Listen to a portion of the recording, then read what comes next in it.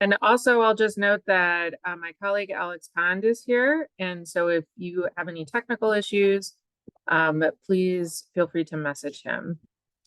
So, um, this is a topic that is particularly near and dear to me. I've been in practice since 2007 and have really focused on serving the LGBTQ communities wherever I can.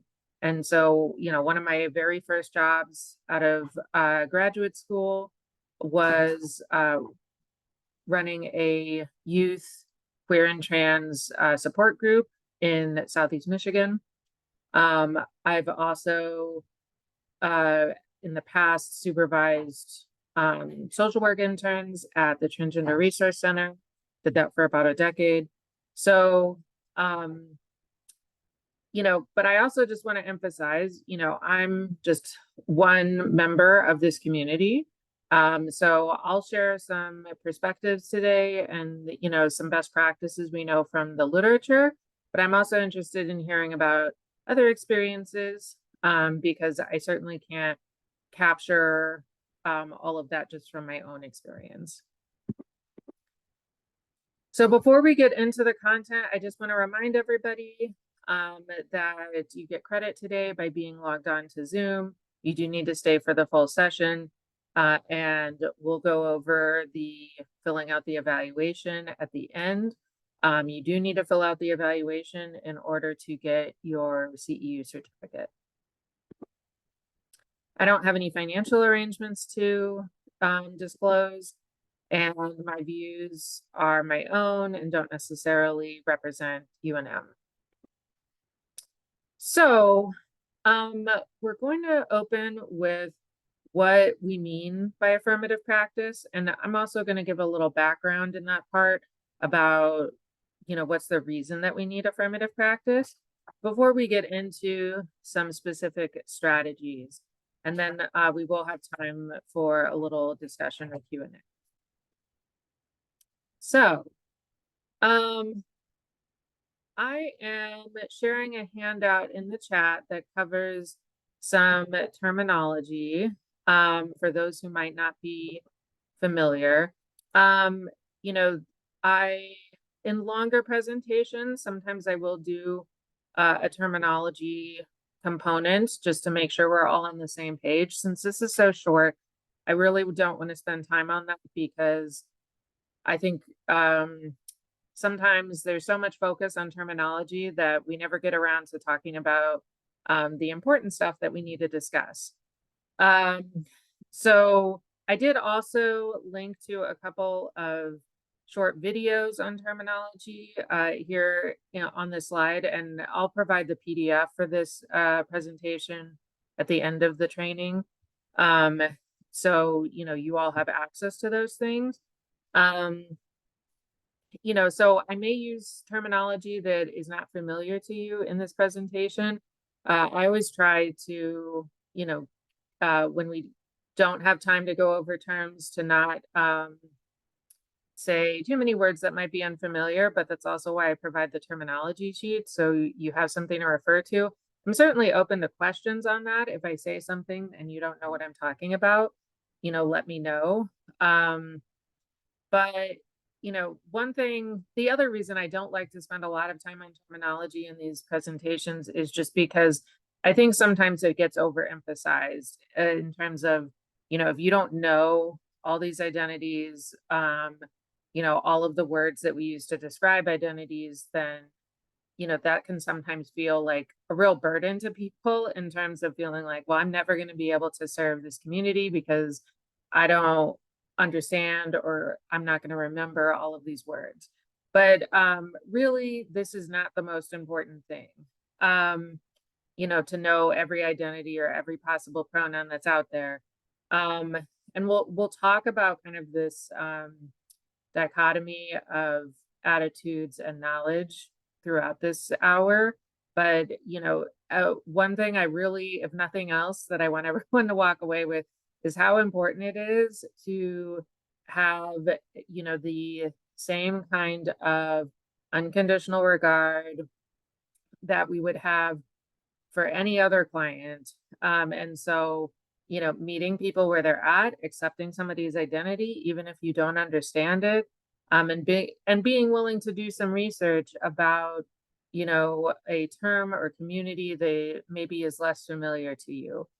Because when we're talking about, any kind of community, um, if that we're not a part of, it's going to be the part of the cultural humility that we need to have is to have that ongoing willingness to learn, um, and recognizing that we're not the experts.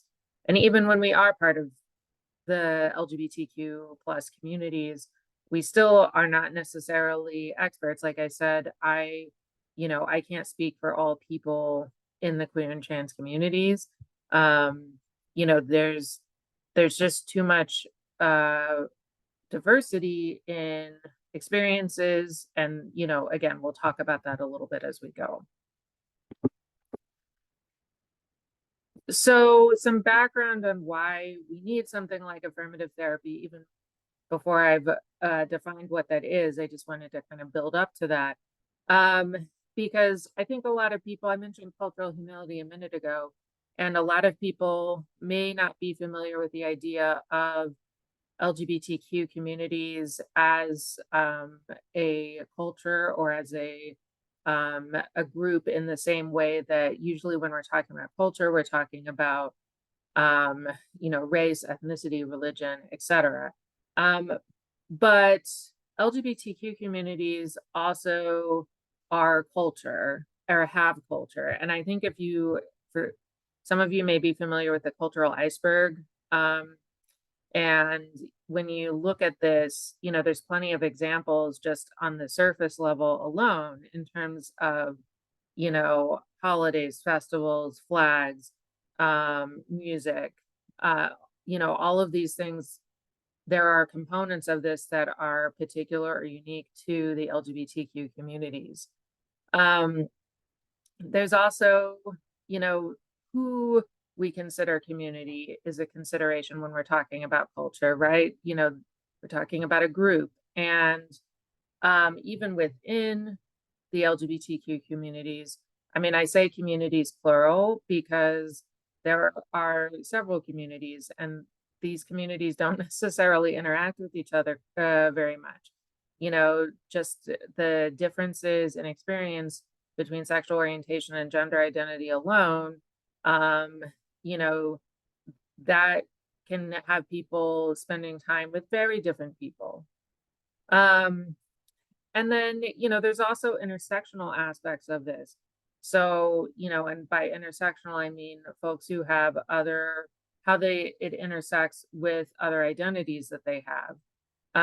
So the words that are used to express notions of gender and sexual orientation can vary depending on what part of the country or world that you're in, what language your primary language is, etc. And, the norms around appearance and the connotations about what kind of gender expression you have through your appearance can vary quite a bit depending on, other cultural norms, other identities that somebody has.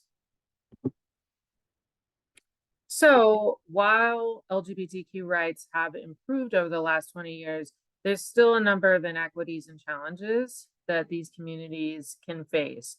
And that's part of the reason why we wanted to have this as part of the series, because we know that despite the improvements in some areas, there's still a disproportionate lack of housing for LGBTQ people. By which I mean there's more LGBTQ people who are homeless. There's also a disproportionate number of LGBTQ people who have a history of making at least one suicide attempt. This is particularly true for queer and trans people who are Black or brown. The having multiple minority identities and how the discrimination and bias that someone can experience can be compounded. And, really, this is all going back to minority stress, not because there's something innate about LGBTQ people that makes them more likely to feel suicidal. It's about the experience that they're having with the rest of the world. Um, and for those who aren't familiar with minority stress, this is a concept that applies to any minority community. But, the basically that there's the external, the stressors, the like biases, microaggression, outright discrimination that can occur. And then the expectation that somebody lives with, that this could happen again. And so the kind of like vigilance or even hypervigilance that somebody can have, anticipating, when is this going to happen next because I have no idea. And as well as internalizing negative social attitudes, taking in some of what people have said or done as being true. And that all results in minority stress. Now, social support and coping is here in this image as we know this is a mediator on this. So, the folks who have more healthy social supports or more positive social supports, it can offset the effects of minority stress. Legal protections really vary in the US, and I think this is something that, frankly, we've seen some major shifts on in the last couple of years in terms of how different states can be on this. New Mexico has more protections than most states. But there's other states where, it could be very dangerous to be as a queer or trans person, frankly. And I've been told recently about some, times where folks who are in particular states, like Florida, have when they found out that there is queer or trans content in a training, like a webinar, they've logged off because they're afraid that they're going to be like caught watching something that they is not permitted, or that it's in some way that it could be a sign that they're not actually in line with the laws that are saying like we can't discuss queer or trans issues in schools, for example. So, and then in addition to that, even in a state like New Mexico, where things, where there is quite a bit of legal protection, that doesn't prevent minority stress that can come from administrative and other non-legal inequities. So some examples of that are in behavioral health include the gender dysphoria diagnosis. So some of you may know that homosexuality was removed from the DSM in when we moved from the DSM-3 to the DSM-4,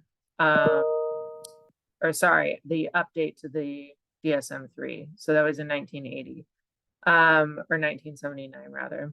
And but gender dysphoria remains in the DSM. And it's a very controversial thing that it's still there. There's not even agreement within the trans communities about how to navigate this, because while this can certainly be a diagnosis that is used in a stigmatizing way, that people can use it in a way to try to suggest that trans people are naturally have like mental health problems. It's also the primary way that any kind of trans affirming medical care is billed for. So, there's a lot of anxiety about the idea of losing access to care, if something were to change with this diagnosis. I will just say that there's certainly plenty of examples of providers using this diagnosis inappropriately. I've received documentation before where somebody has listed gender dysphoria as a diagnosis for a client who has never expressed this, but basically just dresses in a non-conforming way that was disturbing to this individual who did the assessment. There's also a lot of issues with gender segregated services, which is pretty common at inpatient or residential levels. So that can result in people being placed incorrectly, or being totally unable to access services. I absolutely have seen denials of care because this person is trans identified, and saying like, well, we can't house this person. We don't know what to do with them. And sometimes the compromise, and I put that in quote marks here, but, is to require that they have a private room. But I think that this can come with its own set of problems where, because a lot of people would like a private room. And so if somebody's put into a private room, it immediately is on the radar for all the other clients. Why does that person get their own room? What's going on with them? So, this is also something where, like, sometimes that means there's more time that passes before this person can get admitted because you need a room that is completely vacant. It can mean that, I've seen times where there's been a different amount that's charged because saying, well, this person is taking the space of 2 people, so we're going to charge extra for this. So I think it's even though a lot of times this is presented as like, well, see, we're providing the service, we didn't say no to them, but it can continue to create barriers for people. And I just want to emphasize that while this is something that I would say first and foremost occurs with trans folks, this can happen. I've seen this happen due to sexual orientation as well, where basically the thinking is, because this person is openly gay, lesbian, bisexual, they cannot have a roommate because of stereotypes about the idea that hypersexuality, basically, these two are definitely this person is going to have sex with whoever we place them with as a roommate, and so we can't have them sharing a room. So again, sometimes quite a long wait because now this person has to wait until there's a completely open room for them. And then intentional misgendering, and I'll just say from some recent experience, advocating for an individual where, I'm not talking about something where somebody makes an error and then corrects themselves. I'm talking about somebody where I'm telling, this provider, this person's pronouns are she, her, and the provider just flagrantly refusing and just saying he, him back to me the whole time. It's really exhausting. It's distressing. In that particular situation, this was somebody in my personal life, it left me wondering, is this person safe? If I can I leave this individual in this setting? Because, this person seems really hostile to their existence. So what is affirmative therapy? Just a basic dictionary definition of the word affirmative is supportive, hopeful, encouraging. And so this is where we get into attitudes and knowledge. There's, demonstrating this through how you treat somebody, but then also, and hopefully, we have a little more clarity on both by the time we get to the end of the hour. But what we're specifically talking about is being affirmative to all gender identities and sexual orientations, which is not a neutral position, and can be challenging for folks sometimes. And we'll talk about that. But we're really trying to use our authority as a provider to normalize, this individual's identity. It's a way of being all the time, not just when somebody is disclosed to us, because if we're not setting the tone that this is a safe topic to discuss, or that I'm accepting of people, of all people's identities, then this person may not disclose to us ever. And the good news is that this is I would say an approach. It's not like a separate type of psychotherapy. So it can be paired with a lot of different things. I would say, especially any kind of modality that honors dual expertise. We're like honoring this individual as the expert on themselves and their identity. And we'll talk a little more about supervision as well. There are supervision models that include, that have a specific focus on queer and trans identities and being affirmative to them.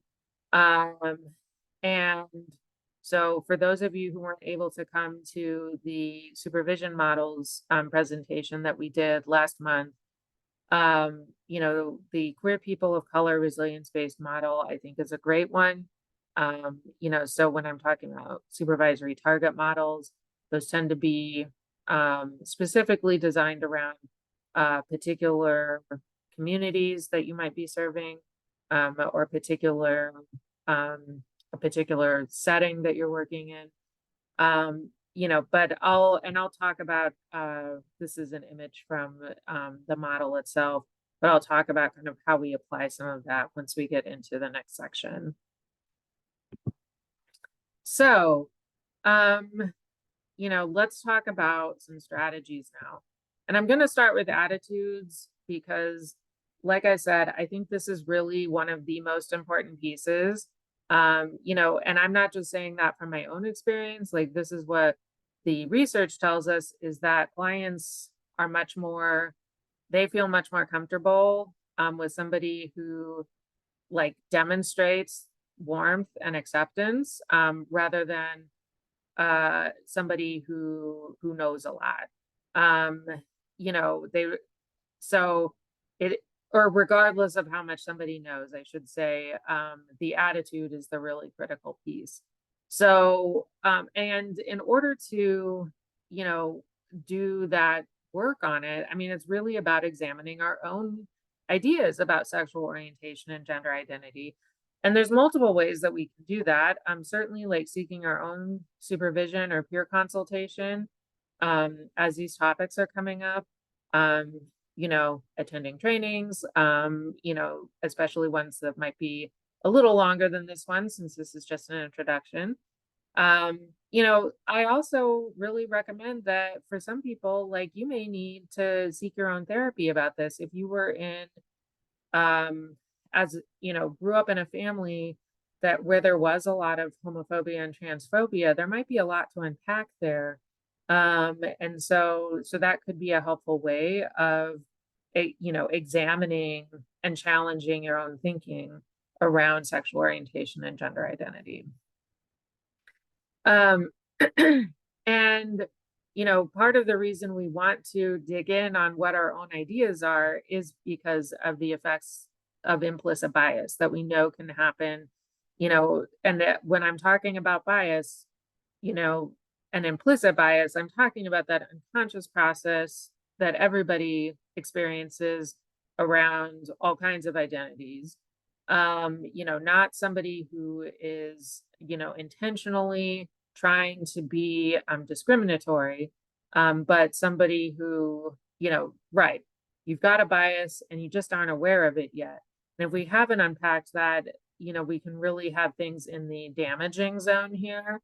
And this is in a supervisory relationship, where somebody might feel,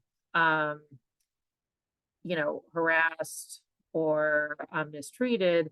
But honestly, I think that the more dangerous place, or the one that can be harder to identify for some people, is this kind of limiting zone where there's just kind of, you feel tolerated or this is just a topic that's avoided.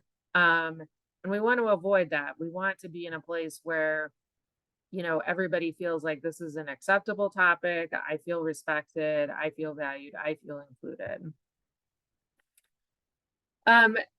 Another component of the attitudes piece is, explicitly wanting LGBTQ clients to come through the door.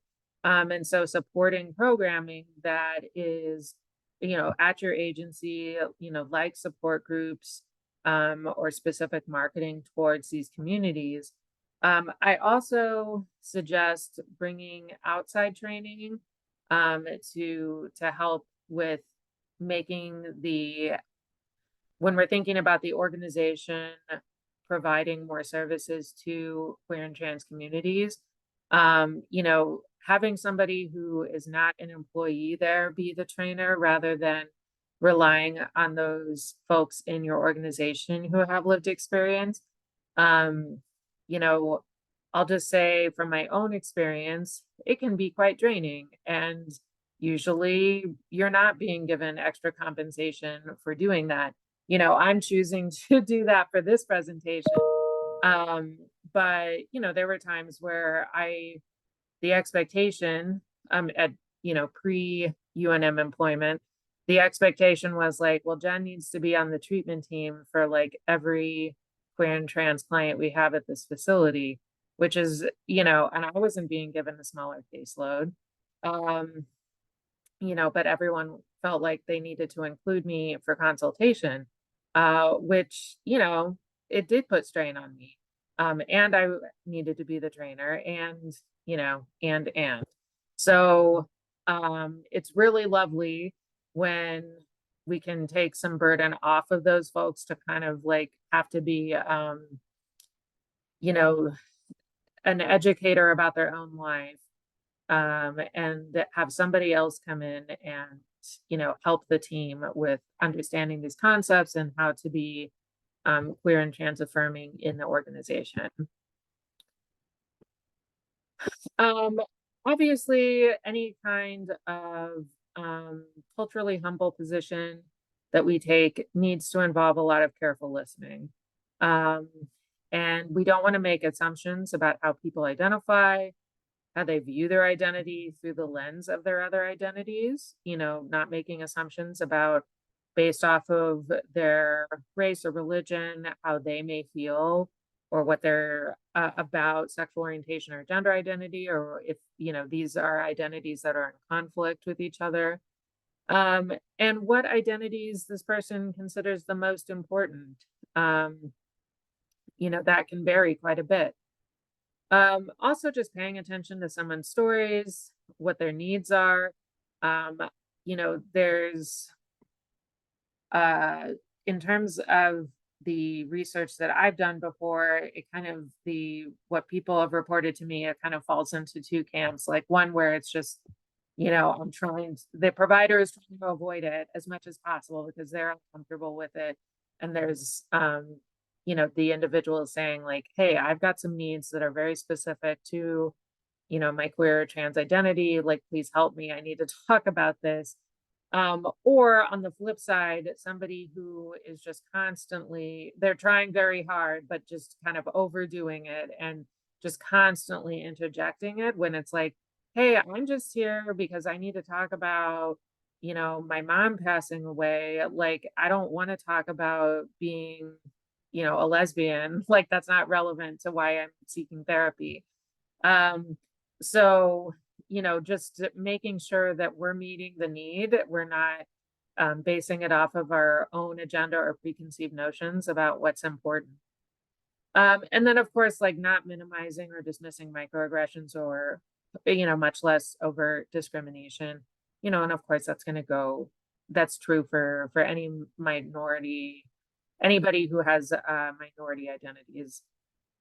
And then also, I'll just say, choosing to advocate when you see an injustice or a problem in your organization. This is easier said than done in some cases, because if it is, in some places it can be a real uphill battle. I think, I'll just say that I think UNM is like a great space for queer and trans employees. That is definitely not the case everywhere. And so, even within Albuquerque, that can vary quite a bit, and or how safe it might feel to advocate. So here's some knowledge pieces that I recommend, just as a starting place. And, some of these might be things that you're already doing, and some of these may be things you want to improve on. And again, I'll share the PDF of the slides at the end so you can access these links. But one thing we know that's really important, and this is part of setting that stage so people know that it's going to be okay to ask us or to share information with us about sexual orientation and gender identity, is universally asking about that at intake or assessment. And so the link I put here is to Do Ask, Do Tell. I think it has a lot of really good information about, like, why do we need to do this? How do you incorporate these kinds of questions into your intake process? There's a whole presentation I could do just about that because, frankly, people can get very anxious about the idea of asking these questions. Like, why can't I just wait until somebody tells me? And I'll just say from my own experience that, there's a number of times where I don't know if somebody would have told me if I hadn't asked. In one case, there was a young man who disclosed for the first time to his parents that he was bisexual, like during our assessment. And so I stopped the assessment, and just made sure everybody was okay.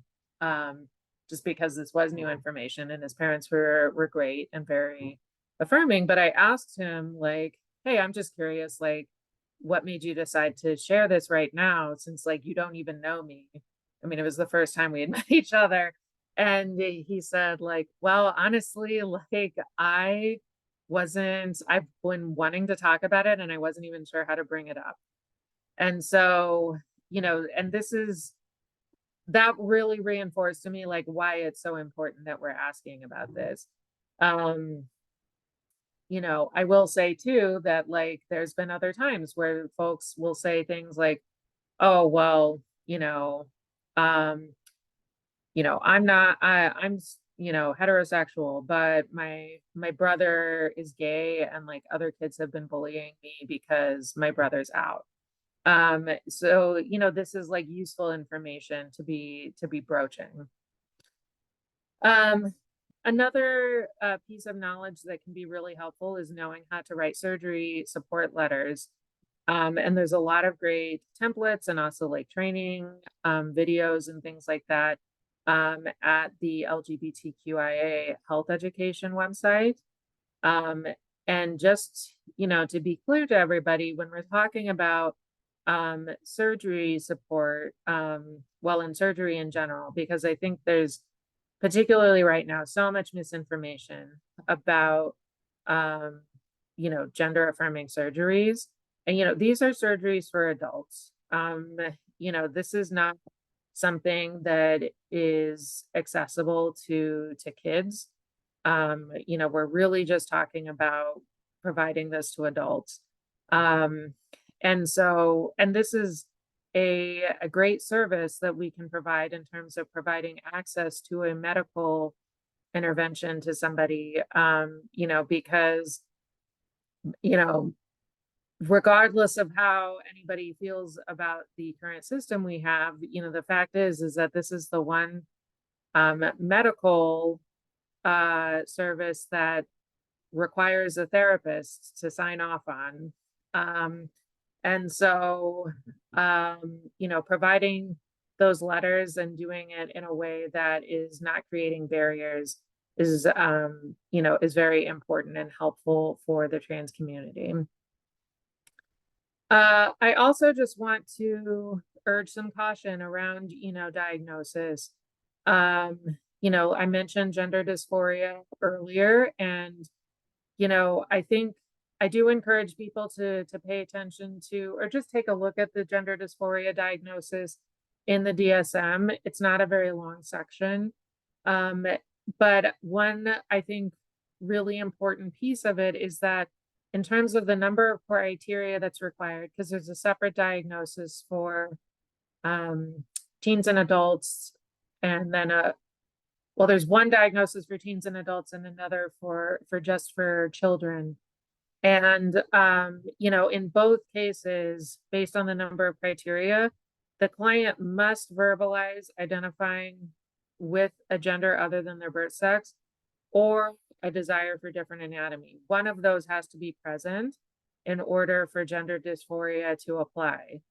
And I think that's helpful in making, I actually hope that they rewrite it so it's just kind of like a required criteria to help kind of underline the fact that this is not just a diagnosis that we're throwing around because we see somebody who is gender nonconforming, that, or is, it's also not a diagnosis we really need when somebody, if they're post surgery, in terms of getting gender affirming care, we no longer need the gender dysphoria diagnosis. And then also just being trauma informed around minority stress, recognizing that some of the, like when we're talking about suicidal ideation, for example, that we're recognizing this as stemming from trauma based off of the experience that they're having in the world in terms of discrimination and bias. And another thing, this is a full slide, but the last one on here is about just having some awareness of LGBTQ plus affirming spaces to make referrals to. So some easy starting places that have, a longer list are Heal Plus, and also Common Bond. They, they have different resource lists, but I think covers a lot of ground just between those two, in terms of, providers, businesses, these kinds of things that will help this person find what they need. I'll also just say, we need to be careful about not assuming that clients always want to go to places that say LGBTQ on the outside. Depending on, this person's, how out they are to the community, how much internalized homophobia or transphobia they might be experiencing. There's folks who, it could be really almost distressing to make a referral to a place that is, pretty like loudly LGBTQ affirming or an LGBTQ space.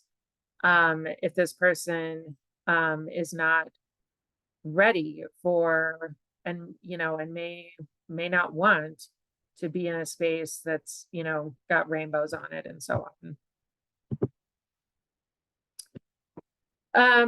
Family therapy is something I get asked about a lot. And so I just threw a number of things on this slide, because it can be, this is frequently when I'm asked to do a consult on a case, it's, the family is not accepting, like, what do we do?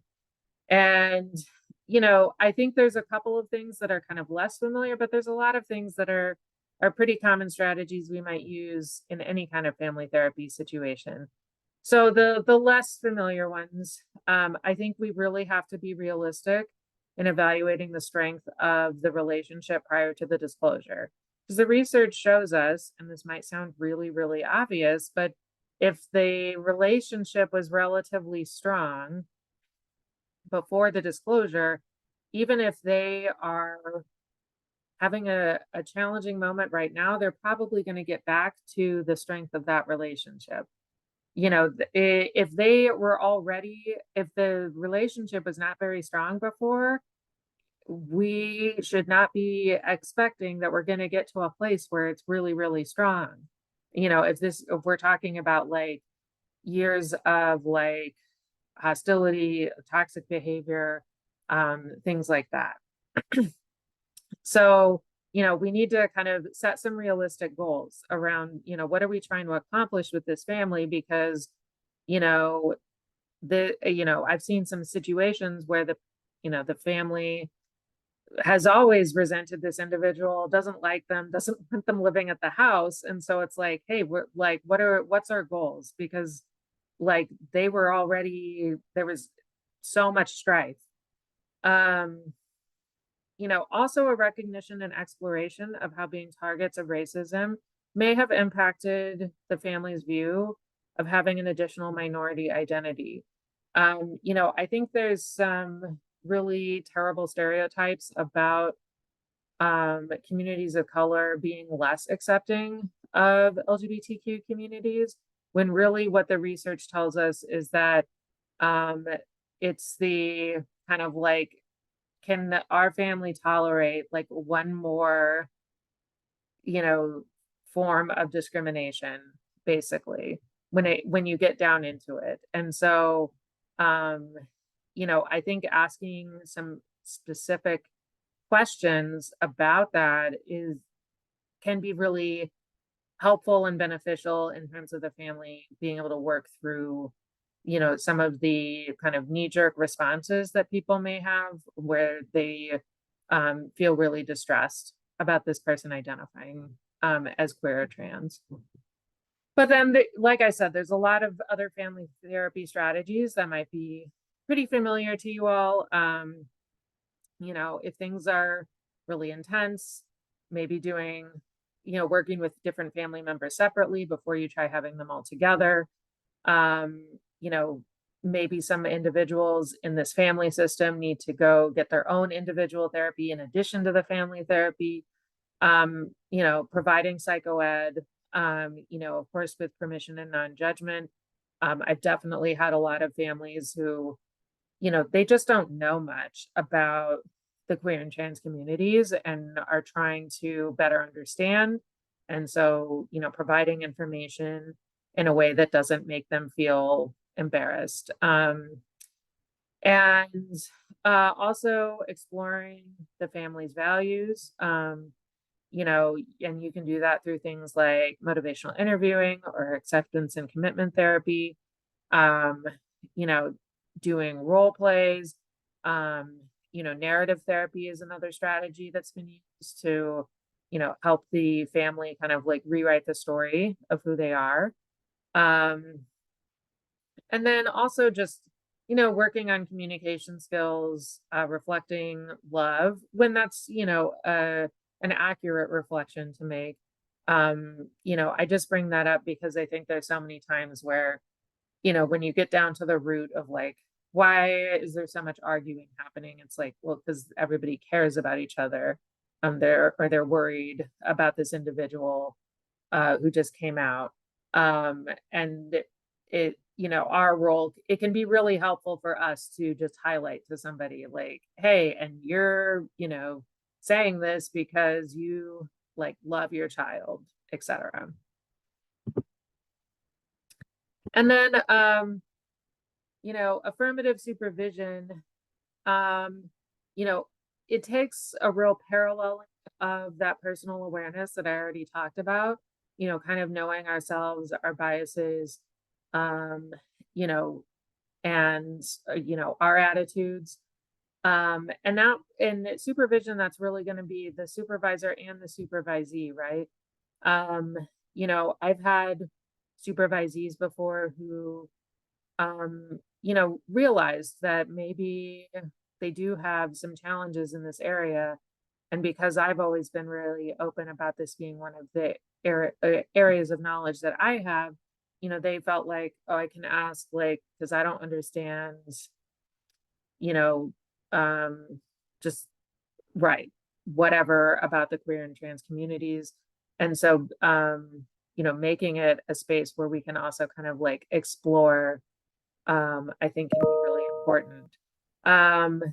It needs to be something that we can safely discuss, not just around queer and trans identities, but any kind of minority identity, any kind of like cultural topic, so that people feel like it's going to be all right.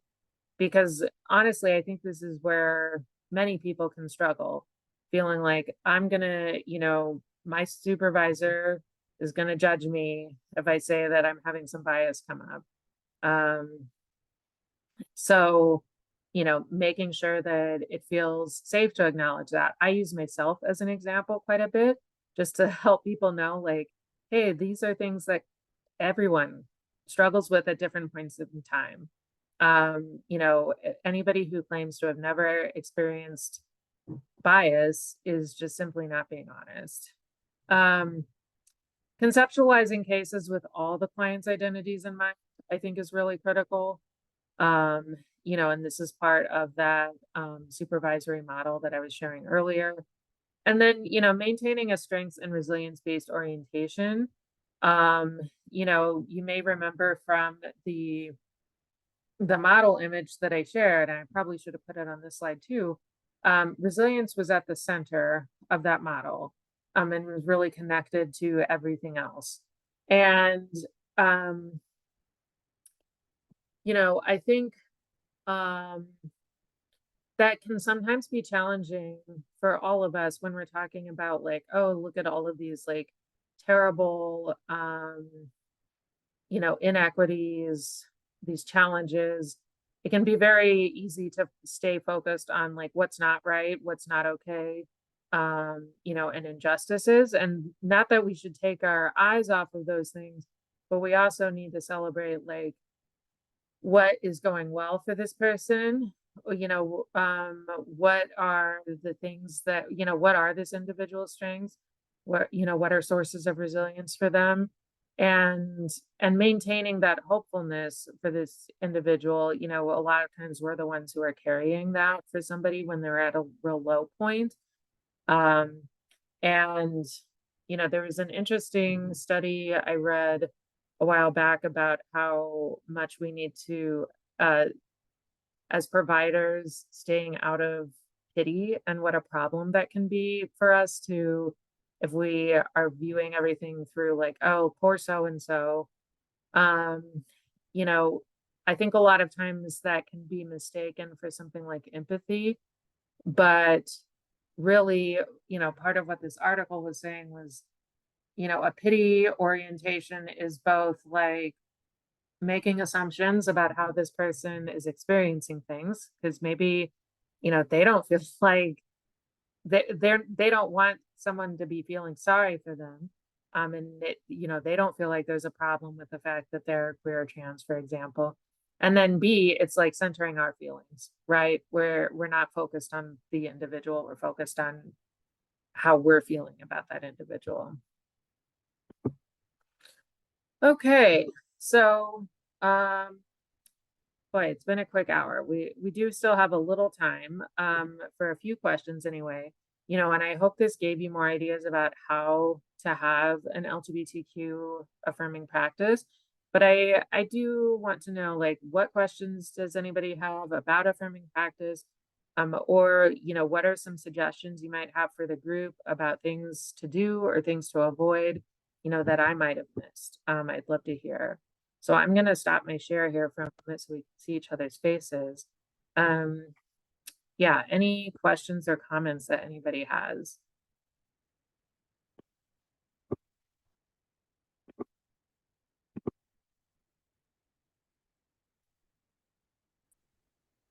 Jen, this is Laura. I should have raised my hand, but Oh, go ahead, Laura. I just had a question for you regarding an individual that you're supervising who, if you could speak a little more about their, maybe their bias, but also sometimes their beliefs that rub up against some of their, maybe moral or religious values in terms of working with individuals, and how you might have that conversation. I've run against that myself with supervisees, so I wondered if you could share that with a larger group. Yeah, I think that's a great question. You know, I think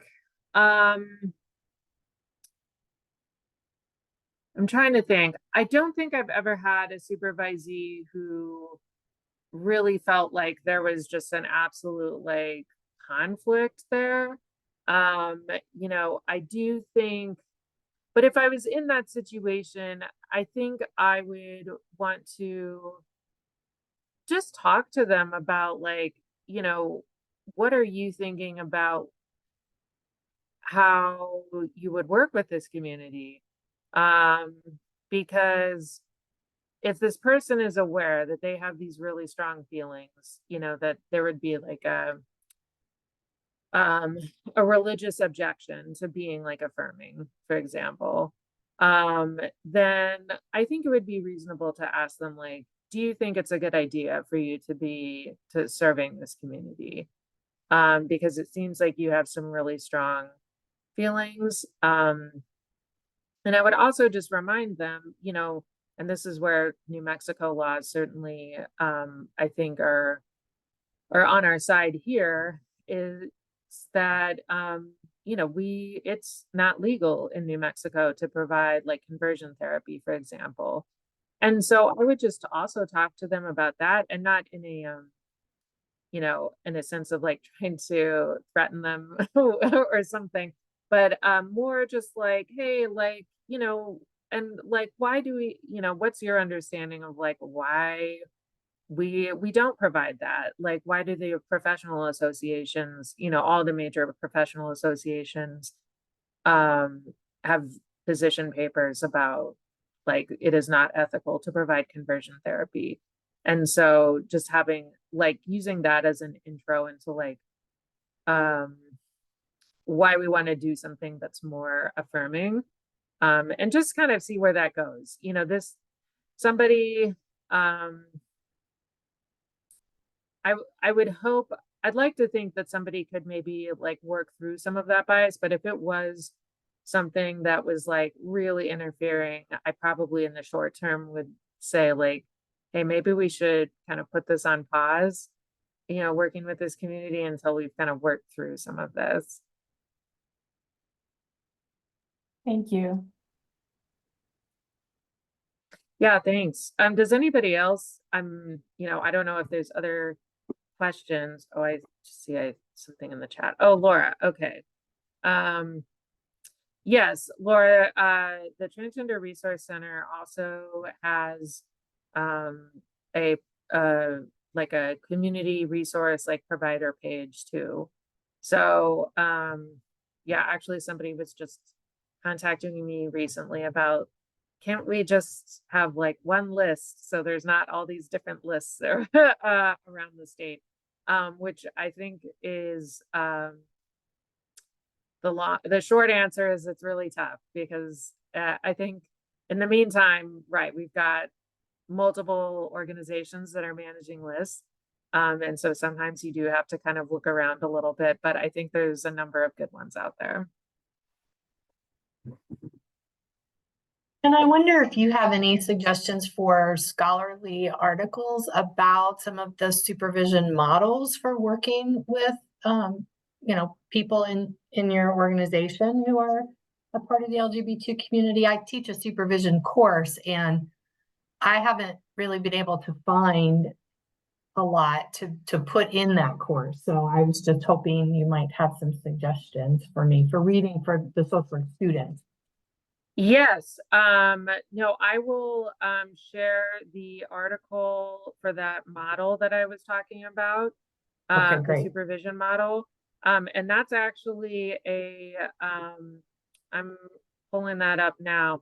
That's actually an article that I assign to my students because I teach a supervision course at Highlands.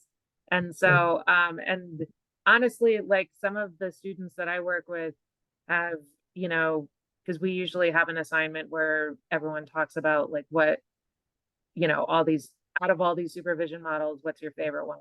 Some of them every semester end up picking that one. So That'd be great. Thank you so much. yeah, no problem.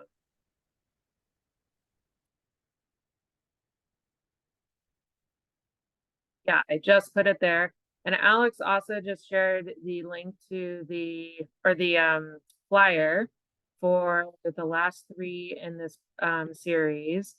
And I'll share my screen. Oh, I did not share my screen. Hold on. Let me just a second here. There we go.